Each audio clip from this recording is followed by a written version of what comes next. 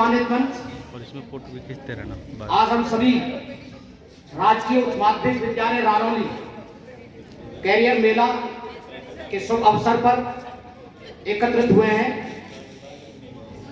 और आज जो कैरियर डे है और युवा दिवस भी है, नेशनल यूथ डे, राष्ट्रीय युवा दिवस में हमारे महान प्रेरणा और महापुरुष स्वामी विवेकानंद और विद्या की देवी मां सरस्वती के चरणों में चरण वंदना करता हूं। यहां पर मेरे से पूर्व वक्ताओं ने मेरे प्यारे बच्चों को बहुत सारी अच्छी अच्छी बातें बताई, शिक्षा के क्षेत्र में बहुत सारे करियर के बारे में बताया और मैं इन सभी बच्चों का तहे दिल से धन्यवाद देना चाहूंगा और यहाँ के परम आदरणीय और सम्मानित शिक्षक गणों को धन्यवाद देना चाहूंगा कि आपने इन बच्चों को बहुत ही अच्छी एजुकेशन दी है, शिक्षा दी है कि पिछले कई घंटे से ये बहुत ही शांत ढंग से सभी की बातें सुन रहे हैं। तो सभी बच्चे अपने अपने लिए तालियां बजाएं।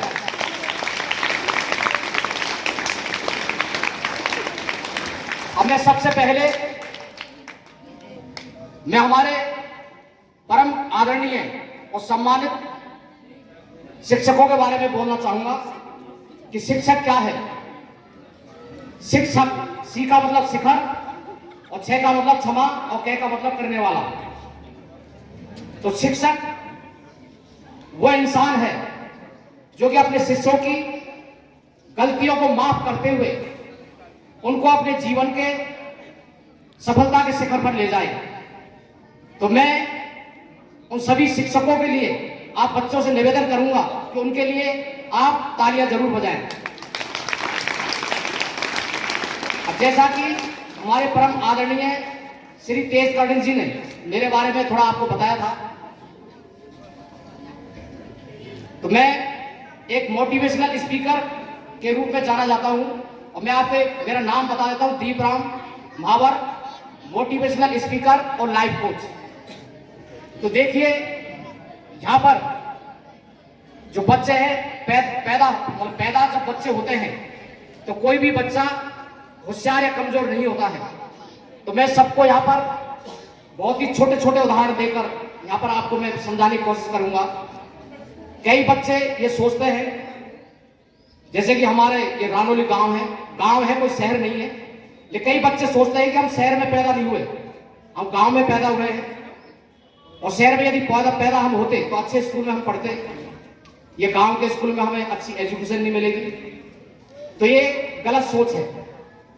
और जितने भी हमारे विद्यालय हैं, सरकारी विद्यालय हैं, वहां पर टैलेंटेड उच्च शिक्षित टीचर आपको शिक्षा देते हैं। और मैं दीपराम महावर एक छोटे से गांव ग्राम पोस्ट जौल, तहसील टोड़ाभीम, जिला करौली का रहने वाला हूं। और यहां पर क्या आपका सौभाग्य है कि आप ऐसे दौर में पैदा हुए हैं जो कि आपके घरों में बिजली की सुविधा है। और हम जब पैदा हुए थे तो हमारे गांव में लाइट की सुविधा नहीं थी। हमने बोले दिए जो लालटेन के उजाले में हमने पढ़ा और स्कूल भी हम पैदल जाते थे। और जब मैं थोड़ा सा मेरे बारे में मैं आपको बताना चाहूंगा। मेरे यहाँ पर बताने का केवल एक ही मकसद है। कई बार बच्चे सोचते हैं कि मैं गरीबी में पैदा हुआ, मेरे पिता के पास पैसा नहीं है, ये सब केवल बहाने हैं। तो जब मैं 4 साल का था तो मेरी माँ का स्वर्गवास हो गया। तो आप ये सोच सकते हैं कि जो माँ है एक साक्षात ईश्वर का रूप होती है, जिसकी माँ नहीं होती उस बच्चे के जीवन पर क्या इफेक्ट पड़ सकता है। लेकिन 4 साल से ही मेरी लाइफ के अंदर संघर्ष जारी रहा। जब थोड़ा बड़ा हुआ तो किसी ने कह दिया कि आप गरीब परिवार में पैदा हुए हैं, बड़ा होकर आप क्या करेंगे। तो हमारे गांव के अंदर एक सिलाई का काम करते थे कि आप ऐसा करिए, यहां पर सिलाई सीखने चले जाइए। तो तीसरी क्लास से हम सिलाई सीखने के लिए चले गए। तो वहां पर 1 साल के अंदर पूरा सिलाई का काम हमने विदिन 1 ईयर के अंदर हमने सिलाई का काम सीख लिया। तो आज हम जो भी हम पहनते हैं, चाहे वो पैंट हो, शर्ट हो, जेंट्स हो, लेडीज हो, हर प्रकार के कपड़े मुझे बनाना आते थे। हमारे 8वीं क्लास के अंदर मैं उन महान शिक्षकों को बारंबार नमस्कार करता हूं, उनकी चरण वंदना करता हूं। एक टीचर ही जो है हमारी दिशा और दशा को चेंज कर सकता है। हमारे परम सम्मानित, परम आदरणीय श्री द्वारका प्रसाद अवस्थी जी थे। तो हम देखिए कि इतने गरीबी में पैदा होते हुए भी आप मेरा शैक्षणिक रिकॉर्ड देख सकते हैं। क्लास के अंदर हमेशा फर्स्ट या सेकंड मेरी पोजीशन आती थी। एक बार मुझे अच्छी ढंग से याद है कि मेरे 50 नंबर में से आधा नंबर कट हो गया था। कहने को 49.5 नंबर आए। तो मैंने गुरुजी से कहा कि आप मुझे वो आधा नंबर कहाँ कटा है वो मुझे आप बताइए। तो कहने का मतलब है कि यदि आपके अंदर जज्बा हो पढ़ने का तो कोई गरीबी आपके आड़े नहीं आती है। तो हमारे शिक्षक थे परम आदरणीय द्वारका प्रसाद अवस्थी जी। तो उन्होंने कहा बेटा आप पढ़ने में बहुत इंटेलिजेंट हो, लेकिन आप सवाल ये उठता है कि आप आगे पढ़ोगे कैसे, क्योंकि आपका परिवार, मेरे पिताजी मजदूरी करते थे। अब मजदूर जो पिता है वो कितना कुछ कर सकता है। तो उन्होंने कहा कि बेटा आप आगे जाकर आप साइंस लेना। अब गांव का बच्चा आज से 30-35 साल पहले वो क्या जाने कि साइंस है क्या चीज। तो मैंने उनसे पूछा भाई साइंस क्या है ये। तो उन्होंने कहा कि साइंस के 2 स्ट्रीम होती है, वैसे 3 होती है, पीसीएम, पीसीबी और एग्रीकल्चर। उसका आगे बहुत सारे सेक्शन हो जाते हैं। यदि आप आगे पढ़ना चाहोगे तो बच्चों को ट्यूशन पढ़ाना, खुद पढ़ना, बच्चों को ट्यूशन पढ़ाना और वहां से जो अर्निंग हो उससे आप खुद पढ़ना। तो हमने, हमारे दिमाग में बैठ गया कि हमें आगे जाके साइंस ही लेनी है। तो देखिए हमारे उस समय आजकल तो देखिए आपको इंटरनेट 20 नंबर भी मिलते हैं और आपको टीचर भी पूरा स्टाफ होता है। उस समय स्टाफ की बहुत कमी होती थी। तो हमारे 10th के अंदर उस समय 91 के अंदर हमारे 80% बने उस समय 80। और ये देखिए कि जब मैं 9th क्लास के अंदर था तो संस्कृत एक सब्जेक्ट चलता था, अभी भी चलता है। तो उस समय मेरे 50 में से 17 नंबर आए, 50 में से। तो संस्कृत में पढ़ने में मन नहीं लगता। तो बड़ा अफसोस की बात है कि गुरुजी ने तो बोल दिया कि आपको साइंस लेना है। और साइंस उस समय कौन लेता था? जिसका अच्छे परसेंटेज हो, जो फर्स्ट डिवीजन हो, जो अच्छे स्कूल में जिसका एडमिशन हो। तो देखिए हमारे संस्कृत के उस समय टीचर नहीं थे, लेकिन मन में जो ठान ले आदमी, ये मेरा खुद का मैं आपको उदाहरण बता रहा हूं, यदि मन में ठान ले तो उसके लिए कोई भी काम इम्पॉसिबल नहीं है। इम्पॉसिबल एक शब्द ऐसा है जो खुद नहीं, वो आई एम पॉसिबल। उसका हमारे जो महान साइंटिस्ट हैं अब्दुल कलाम साहब, उन्होंने इम्पॉसिबल का मतलब बताया था आई एम पॉसिबल। तो देखिए मैंने खुद को इतना स्टडी किया, उसको इतना स्टडी किया मैंने कि आपको ये सरप्राइज होगा जानकर कि 50 में से मेरे 49 नंबर आए उस समय। तो आप चाहे तो मेरे लिए भी तालियां बजा सकते हैं। तो कहने का मतलब यदि आप चाहें जीवन के अंदर कुछ भी आप कर सकते हैं। हमने फिर 11th किया, 12th किया और हमने उस समय पीईटी चलती थी, पीईटी प्री इंजीनियरिंग टेस्ट। तो हमने 94 में हमने एग्जाम दिया और उसमें 91 में हमने 12th किया और 91 में 10th, 93 में 12th और 94 में हमने पीईटी 12th रैंक से हमने पास किया, बिना किसी कोचिंग और बिना किसी ट्यूशन के। ये मैं आपको इसलिए बता रहा हूं कि आगे मैं इस बात को आगे बढ़ाऊंगा। फिर मेरा पूरे देश की मानी हुई कॉलेज, जिसके बारे में आपको पता होगा, जिसमें एडमिशन लेना हर बच्चे का ख्वाब होता है, वो है MNIT। जयपुर में MNIT, उसमें हमारा एडमिशन हुआ और हमें हमारे जो मास्टर जी थे उनकी बात याद आ गई। एक आप इमेजिन कर सकते हैं, एक बच्चा जिसके जेब में 1 रुपये नहीं है, एक बच्चा जिसकी जेब में 1 रुपया नहीं है, वो जयपुर पढ़ने चला जाता है। तो ये कैसे पॉसिबल है? हमने हमारे पिताजी को कभी तंग नहीं किया कि आप हमें पैसा कहीं से भी ला के दीजिए। वो कहां से लाएंगे और किधर से लाएंगे? तो हमने वहां पर कॉलेज में पढ़ाई की, सुबह 9 से लेकर 4 बजे तक, और शाम को फिर हमने ट्यूशन पढ़ाई की और हमने उस समय सफलतापूर्वक बीटेक की पढ़ाई कर ली। तो कहने वाला आज हम मतलब सफल है किसकी वजह से? गुरुजनों की वजह से। तो कहने वाला आप यदि मन में ठान लें तो कुछ भी आप कर सकते हैं। फिर हमारी शादी हुई और हमारी जो श्रीमती पुष्पा महावर, जो कि आपके यहाँ समक्ष बैठी हुई है सामने, तो उन्होंने बीए कर रखा था। तो बाद में हमने उनको भी कहा यदि हम दोनों नौकरी करेंगे तो गरीबी बहुत जल्दी दूर हो सकती है और हम दूसरे लोगों के लिए भी प्रेरणा स्रोत हो सकते हैं। मैं आपको धीरे धीरे इस चीज के लिए ले जा रहा हूं कि कई लोग कहते हैं कि हमारी पढ़ने की उम्र होगी, हम 30 साल के हो गए, 35 साल के हो गए, इतने साल के हो गए। पढ़ने की कोई उम्र नहीं होती, जब चाहे आप तब कुछ भी कर सकते हैं। हमने हमारी श्रीमती जी को बोला तो उन्होंने फिर बीएड किया, एमए किया और आज वो भी मतलब 3rd ग्रेड टीचर है, तो उनके लिए भी आप तालियां बजा सकते हैं। तो कहने का मतलब फिर हमारी शादी हुई, हमारे 2 बच्चियां पैदा हुई।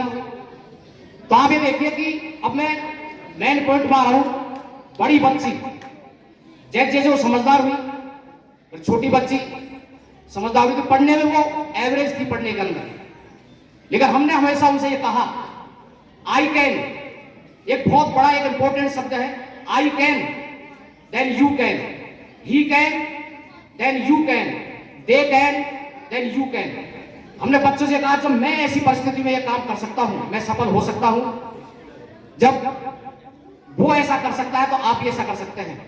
तो हमारे बच्चों के दिमाग में बैठ गई, धीरे धीरे उनका इंप्रूवमेंट हुआ और 10th से पहले 9th तक वो पढ़ने में ज्यादा एवरेज नहीं थी, लेकिन हमने कभी बच्चों को फोर्स नहीं किया। लेकिन उनके दिमाग में ये बैठता गया कि हमारे पापा एक विपरीत परिस्थितियों में संकटों से जूझते हुए यहां आ सकते हैं, तो हम भी कुछ कर सकते हैं। तो बड़ी बच्ची के 10th के अंदर 94% बने, 94%। और उसके बाद उसके 12th के अंदर भी 12th में भी उसके 94% बने। और आप उसके लिए और जोर से ताली बजाएंगे तो मैं उसके बारे में और बोलना चाहूंगा। 12th के अंदर वो डिस्ट्रिक्ट टॉपर थी, डिस्ट्रिक्ट टॉपर। और 12th के साथ ही जो कि हिंदुस्तान की नहीं पूरे विश्व की बहुत ही प्रेस्टीज, बहुत ही वैल्यूएबल जिसको हम कह सकते हैं एग्जाम होती है आईआईटी। इंजीनियरिंग के क्षेत्र में जिसका नाम है वो है आईआईटी, उसके बाद एनआईटी, उसके बाद IIIT, उसके बाद FNIT, ऐसे बहुत सारी जो कॉलेजेस हैं। तो उसका बिना किसी कोचिंग, बिना किसी ट्यूशन, उसके 12th के साथ मात्र 16.5 साल की उम्र में उसका आईआईटी एग्जाम में भी बहुत अच्छे रैंक से उसका सिलेक्शन हुआ। और उसका जो महामना मदन मोहन मालवीय जी ने जिस कॉलेज की स्थापना की, BHU बनारस हिंदू विश्वविद्यालय, आईआईटी में उसका सिलेक्शन हुआ। और देखिए वहां पर जो आईआईटी में जो बच्चा जाता है उसका दिमाग एक्स्ट्राऑर्डिनरी होता है, मतलब होशियार बच्चे वहां जाते हैं।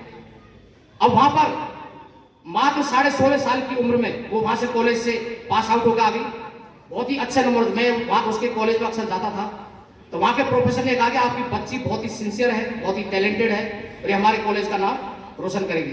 देखिए जब इंजीनियरिंग आप करते हैं, यहाँ पर बहुत सारे हमारे सम्मानित टीचरगण भी, मतलब शिक्षकगण भी हैं, उनके बच्चे भी पढ़ रहे होंगे। उनकी जब इंजीनियरिंग जब होती है तो उनकी एक इंटर्नशिप होती है, इंटर्नशिप। तो वहां पर जो आईआईटी के जो बच्चे जो इंटर्नशिप करते हैं, कहने वाले ट्रेन करते हैं, तो उस बच्चे का परफॉर्मेंस देखकर, उसकी परफॉर्मेंस देखकर, उसका जो वर्क कल्चर देखकर, उसकी इंटर्नशिप थी 2.5 महीने की, लेकिन उसकी परफॉर्मेंस को देखकर उसकी 3 महीने की इंटर्नशिप कर दी। और उस इंटर्नशिप के दौरान उसको 45,000 पर मंथ के हिसाब से उसको स्टाइपेंड दिया गया। और उसी के अंदर उसका पीपीओ हो गया। पीपीओ का मतलब प्री प्लेसमेंट ऑफर। कहने वाला क्या है कि जब वहां कोई जॉब लगता है इंजीनियरिंग कॉलेज में, तो पहले उसका जीडी होता है, टेस्ट होता है, 3 तरह के टेस्ट होते हैं जब उसकी जॉब लगती है। तो आज की टाइम में वो मात्र 21 साल की उम्र में वो कॉलकॉम कंपनी के अंदर, जो कॉलकॉम कंपनी है उसके अंदर वो सॉफ्टवेयर इंजीनियर है। तो कहने वाले इतनी कम उम्र के अंदर, तो मैं केवल मेरे बच्ची का इसलिए उदाहरण दिया आपको, प्रॉपर यदि गाइडेंस आपको मिले, प्रॉपर आपको गाइडेंस मिले, और गाइडेंस देने के लिए हमारे जो शिक्षकगण हैं, हमारे शिक्षकगण समय समय पर आपको गाइडेंस करते रहते हैं यहाँ पर। अब छोटी बच्ची, जो मेरी जो छोटी बेटी है, वो धीरे धीरे जब परिवार में कोई निकलता है तो वो भी सुनती रही। उसके भी 10th के अंदर 94, मतलब उसके जैसे ही उसके भी 93 पॉइंट कुछ समथिंग बने थे। तो 12th के अंदर उसके भी 94% बने। और आज वो भी जो जेई एडवांस जो एग्जाम होता है, जेई आपने सुना होगा, जेई जिसमें एनआईटी आईआईटी के अंदर जाते हैं, तो आज वो एनआईटी कर्नाटक, जो कि इंजीनियरिंग कॉलेज में एनआईटी में नंबर 1, और इंजीनियरिंग कॉलेज में टोटल जो इंजीनियरिंग कॉलेज है हिंदुस्तान की, उसमें 8 नंबर उसकी रैंक है। और NIT कर्नाटक आपने नाम सुना होगा, जो कि आप गूगल के अंदर पढ़ते हैं। तो मैंने यहाँ एक बार मेरे परिवार के बारे में थोड़ा सा आपको उदाहरण दिया। अब मैं कुछ उदाहरण यहाँ पर देना चाहूंगा यहाँ पर। और कई बच्चे सोचते हैं कि मैं गरीब हूं, ये मैंने आपको बात बता दी है पहले, लेकिन आपने एक एरा सिंगल का नाम सुना होगा। एरा सिंगल, यदि आपने एरा सिंगल का नाम नहीं सुना हो तो आज गूगल के टाइम में उसको सर्च कर सकते हैं। वो लड़की मोर देन 80% डिसेबल्ड है। मतलब डिसेबल्ड का मतलब समझते हैं, शारीरिक रूप से विकलांग है। शारीरिक रूप से विकलांग है। तो क्लास के अंदर बैठी रहती थी। तो वहां पर कोई एक वक्ता वहां पर गए, मतलब कलेक्टर महोदय वहां पर स्पीच देने के लिए गए। तो वो जो बच्चे, ये बड़े अफसोस की बात है, कई बार जो बच्चे हैं, कई बार हम सब बच्चों को केयरिंग होना चाहिए। केयरिंग का मतलब दूसरों की परवाह करने वाला, और हमेशा नॉलेज बेस्ड शेयरिंग होना चाहिए। कहने वाली, यदि आपको कोई चीज आती है तो अपने साथी को आप उसको प्यार मोहब्बत से समझाएं। और कोई मान लो कोई कमजोर है पढ़ने के अंदर, उसकी आपको परवाह करनी चाहिए। तो हमारी जनरली आदत होती है। तो वो बच्ची 80% मोर देन 80% विकलांग थी। तो कई बच्चे उसको चिढ़ाते थे, उसकी हंसी मजाक उसकी उड़ाते थे। तो वहां पर जब कलेक्टर महोदय जो स्पीच दे रहे थे, वो बच्ची ऐसे और उदास सी सहमी सी बैठी हुई थी। तो कलेक्टर महोदय ने पूछा कि बच्चा आप ऐसे कैसे बैठे हो, उदास क्यों हो आप? तो उस बच्ची ने मतलब रोते हुए उस कलेक्टर महोदय को अपनी व्यथा बताई। आप एरा सिंगल का इंटरव्यू पढ़ सकते हैं, देख सकते हैं, आप गूगल के अंदर सर्च कर सकते हैं। तो उन्होंने कहा कि बच्चे सब मुझे चिढ़ाते हैं, मुझे अनेक मतलब जो ऐसे शब्द है जिनका मैं नाम नहीं लेना चाहूंगा यहाँ पर। तो बस इतनी सी छोटी सी बात, आप इसके लिए आप उदास बैठी हैं, आप इसके लिए यहाँ उदास बैठी हैं। आप इनको एक दिखा दो, आप इनको एक करके दिखा दो कि एक दिन यही बच्चे आपको सलूट मारे, ये बच्चे आपको सलाम करें। तो कहने का मतलब कोई भी बच्चा पैदाइशी होशियार या कमजोर नहीं होता। तो उस बच्ची को कलेक्टर महोदय ने मोटिवेट किया, और वो आगे जाके वो IAS ऑफिसर बनी। आप उसको सर्च कर सकते हैं, IAS ऑफिसर। कहने का मतलब ये है, आज वही बच्चे जो बच्चे इसको चढ़ाते थे, कहीं न कहीं उसको दुआ सलाम करते होंगे। और आप एक नाम और उदाहरण लेना चाहूंगा यहाँ पर, मैं इसीलिए ले रहा हूं विशेषकर कि हमको केयरिंग होना चाहिए, दूसरे की परवाह करनी चाहिए हमें। यदि कोई पढ़ने में कमजोर है तो उसको हमें समझाना चाहिए। मैं बचपन से ऐसा हूं, जब मैं क्लास में था तो बराबर के साथियों को समझाता था, छोटे बच्चों को मैं पढ़ाता था। मतलब छोटा से 5वीं 6वीं क्लास में पढ़ाता हूं, मुझे पढ़ाने का बड़ा शौक है। ऐसे आरती डोगरा का नाम आपने सुना होगा, आप नहीं सुना है तो उसका आप सर्च कर लेना गूगल के अंदर। आरती डोगरा, मात्र उसकी हाइट है 3.25 फीट। आप उसका हाइट भी देख सकते हैं। ऐसे वो बच्ची भी पीछे की तरफ भले ऐसे उदास सी बैठी हुई थी। तो उस समय भी कोई विशिष्ट अतिथि वहां पर गए थे, उन्होंने भी वही सेम क्वेश्चन पूछा कि बेटा आप कैसे बैठे हैं? कि मुझे मेरे जो साथी हैं, मेरे जो क्लास वाले हैं, वे मुझे नाटी कहकर चिढ़ाते हैं। तो देखिए आप जितने भी जो बच्चे हैं, स्पेशल चाइल्ड जिनको बोलते हैं हम, दिव्यांग बच्चे जो बोलते हैं, आज भारत सरकार ने उनके लिए एक स्पेशल नाम दिया है।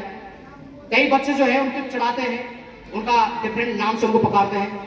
तो उन्होंने कलेक्टर महोदय ने उनसे कहा कि बस इतनी सी बात, लेकिन कितने से शब्द हैं।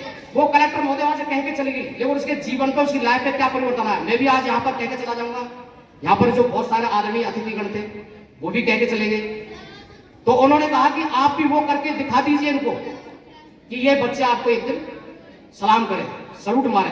तो आरती डोगरा भी आज के टाइम में वो भी क्या है, IAS ऑफिसर। अभी उनका फिर ट्रांसफर हुआ है, तब परसों अखबार में आई थी। उनको एक मतलब ACS या असिस्टेंट सेक्रेटरी पद पे शायद लगाया है। तो कहने वाले ये, अब मैं आपको 2 और छोटी कहानियों के माध्यम से, ये रियलिस्टिक स्टोरी है, कोई ऐसी बड़ी पढ़ाई नहीं है। फिर मैं अपना स्पीच यहाँ पर खत्म करना चाहूँ, क्योंकि आप धैर्यपूर्वक यहाँ पर सुन रहे हैं सभी लोग, लेकिन इन चीजों को आपको जीवन में उतारना है। भैया थोड़ा ऐसे घुमा दो। ये देखिए, एक बच्ची, एक किसान की बेटी, 8-9 साल की, 9-10 साल की बेटी, उसके पापा रोज, महाराष्ट्र की बच्ची है, उसके पापा रोज जाए ऑफिस और रोजाना आ जाए, रोज जाए रोज आ जाए। तो छोटी सी बच्ची, 9-10 साल की बच्ची ने कि पापा आप कहाँ जाते हो? तो उन्होंने कहा बेटा अपनी जो जमीन है वो जो डैम बन रहा है उसमें आगी हो, तो उसका मुआवजा लेने के लिए जाता हूँ, मैं उसका मुआवजा लेने के लिए जाता हूँ। तो उस बच्ची ने बड़ी मासूम सी पूछा, उस बच्ची ने 9-10 साल की ने कि पापा ये मुआवजा देता कौन है? तो उन्होंने कहा, उसके पापा ने बोला कि ये कलेक्टर महोदय देते हैं। कलेक्टर महोदय देते हैं तो मुझे भी एक दिन कलेक्टर बनना है। कहने वाला कोई भी, ये देखिए, कोई भी क्षण, कोई भी घटना आपके जीवन को बदल सकती है, कोई भी क्षण। अब मैं बच्चों से, बच्चे शरारती करते हैं, शरारत करते हैं कई सारे बच्चे। ऐसे में आपको एक और उदाहरण देना चाहूंगा। प्रांजल श्रीवास्तव, वो 6ठी क्लास के अंदर थी, तो बच्चे आपस में खेल रहे थे, तो एक बच्चे से एक पेंसिल ऐसे यूं हो गई, तो उसके आंख में चुभ गई। वो देखिए, उसका आंख में चुभ गई तो उस आंख से उसको दिखना बंद हो गया, उस आंख से उसका दिखना बंद हो गया। तो धीरे धीरे इन्फेक्शन हुआ, तो उसकी दूसरी आंख से उसको दिखना बंद हो गया। लेकिन उसको एक सपना दिखाया गया कि बेटा तुझे आईएएस बनना है, तुझे आईएएस बनना है। तो बसों के अंदर कोचिंग करने जाती थी, पढ़ने जाती थी, तो रास्ते में बहुत सारे लोग उसकी मजाक उड़ाते थे कि आप कहाँ जा रहे हो? ये पढ़ने जा रही हूँ, मैं कोचिंग करने जा रही हूँ। लेकिन आज की उसने किसी की परवाह नहीं की, और आज के टाइम में वो भी आईएएस ऑफिसर है। तो आप सबके लिए आप तालियां बजा सकते हैं। आपने यहाँ पर मुझे बुलाया। मैं लास्ट में एक ही शब्द कहना चाहूंगा, फिर से आपसे कहना चाहूंगा कि आज के टाइम में हम ऐसे दौर में पैदा हुए हैं, हमारे लाइट की व्यवस्था है, बैठने की व्यवस्था है, और हमारे आज इंटरनेट की व्यवस्था है, सोशल मीडिया है, फेसबुक है, व्हाट्सएप है। बहुत सारे जो बच्चे हैं, अब अखबार में भी आए दिन आप पढ़ते रहते होंगे, बहुत सारे जो बच्चे रील बनाते हैं, फेसबुक चलाते हैं, व्हाट्सएप चलाते हैं। जो बच्चों का जो माइंड है वो कॉन्सेंट्रेट नहीं हो पाता। कॉन्सेंट्रेट कहने वाला, पढ़ाई के अंदर मन नहीं लगता है, मन नहीं लगता है। लेकिन इसके दूसरे यूजेज भी हैं। आज एक क्लिक पे, आप एक क्लिक पे आप कोई भी सामग्री, कोई भी आप उठा सकते हैं, कोई भी किसी, कोई भी जगह आप नॉलेजेबल कोई भी चीज उसे पढ़ सकते हैं, और कोई भी मोटिवेशनल आप वीडियो से देख सकते हैं। तो कहने वाला, मैं लास्ट में और एक चीज और बोलना चाहूंगा यहाँ पर। कई बार क्या होता है कि मोटिवेशन है क्या? एक बार क्या, महान मोटिवेशनल स्पीकर डेल कार्नेगी, उसी क्लास में एक औरत आई, फिर 7 दिन का कोर्स करके चली गई वो। फिर कुछ दिन बाद आई वो वापस कि साहब मेरे तो क्या है कि वो आपने जो मोटिवेशन दिया था वो किसी काम का नहीं रहा। जैसे कि हमारे यहाँ बहुत सारे हम वक्ता, हम आपको कुछ चीजें आपको बता के जा रहे हैं। तो डेल कार्नेगी साहब ने कहा कि आप 1 साल में नहाती होंगी, आप 1 साल के अंदर नहाती होंगी। अरे क्या बात करते हो साहब, मैं 1 साल में क्यों नहाऊंगी? तो आप 6 महीने में नहाती होंगी। उसने क्या बात करते हो साहब? फिर उसने कहा 1 महीने में नहाती होंगी। तो उसको लड़की को क्या गुस्सा आ गया, आप मेरा मजाक उड़ा रहे हैं। तो उसने कहा 7 दिन में नहाती होंगी। तो फिर बात होगी, तो कब नहाती हो आप? देखो मैं रोज नहाती हूँ। मैं क्यों नहाती हो? कि हमारे शरीर की जो है, जो हम साफ सुथरे रहें, ऐसे रहें। तो ऐसे ही मोटिवेशन है, ऐसे ही मोटिवेशन है। आप हमारे जो शिक्षकगण हैं उसकी अच्छी बातों को माने, और हमारे जो परिवार में जो माता पिता है उनकी अच्छी बातों को माने। या हमारा आज इंटरनेट का जमाना है, उस पर अच्छे लोगों के वीडियो देखें। हमारे जो परम पूज्य जो विवेकानंद हैं, इनके आप वीडियोस होंगे बहुत सारे, इनका जो लिटरेचर है उसको आप पढ़ें। यदि आप अच्छा पढ़ेंगे तो आप अच्छा जीवन के अंदर जरूर बनेंगे। आपने धैर्यपूर्वक मुझे सुना, उसके लिए आपका तहे दिल से धन्यवाद। Thank you. आप देख रहे हैं इस पर लिखा हुआ है मोटिवेशनल बुक। ये पूरे देश भर के अंदर इसको लाखों लोग पढ़ चुके हैं, इसको लाखों लोग, और हजारों लोगों को इसकी हम फिजिकल कॉपी भी दे चुके हैं। तो अब आपके स्कूल में इसको देके जाएंगे कुछ कॉपी। और अभी देख चाहे, जैसे कि हमारे तेजगढ़ जी ने बताया था, हम एक एनजीओ चलाते हैं, सेव अवर अर्थ फाउंडेशन। क्योंकि बचपन से ही जज्बा है गरीब को गरीबी से निकलाऊं मैं, गरीब और जरूरतमंद बच्चों के लिए कुछ करना। तो हम जो गरीब जरूरतमंद जो बच्चे हैं उनके लिए हम पेन, कॉपी, किताब, कपड़े, जो भी हमसे बन पड़ता है, चप्पल, जूते, जो भी हम उनको प्रोवाइड कराते हैं। और यहाँ पे हम सभी को ये बुक भी देते हैं। तो आप इस बुक को प्राप्त करने के लिए आप मेरा नाम नोट कर लीजिए, दीप स्पेस राम फिर महावर, दीप राम महावर। या मेरा मोबाइल नंबर नोट कर लीजिए, नाम मतलब मोबाइल नंबर आपको याद हो जाएगा, 9414002289। बहुत सिंपल नाम है। गूगल में आप इसको सर्च करेंगे नाम को, मेरे नाम को या इस मोबाइल नंबर को, तो आपको मेरा जो एनजीओ है ऊपर टॉप पाएगा। मेरा नाम और मोबाइल नंबर ये दोनों गूगल ट्रेंड में है। तो वहां पर हमारा एनजीओ का वेबसाइट मिल जाएगा, सेव अवर फाउंडेशन। उसके होम पेज पे एक किताब है, वहां पर इसको मोबाइल पढ़ सकते हैं, कंप्यूटर पढ़ सकते हैं, इसकी हार्ड कॉपी निकाल सकते हैं, और किसी को आप इसको दे सकते हैं। तो इसने बहुत सारे लोगों का फीडबैक है, इसको कैरियर बनाने में बहुत ही ज्यादा हेल्प की है। इसमें सैकड़ों उदाहरण है, आपको पढ़ाई कैसे करनी चाहिए, कैसे नहीं करनी चाहिए, आपको पढ़ने में मन कब लगेगा। इसमें सैकड़ों महान लोगों के उदाहरण है, जो 60 पेज की बुक है। Thank you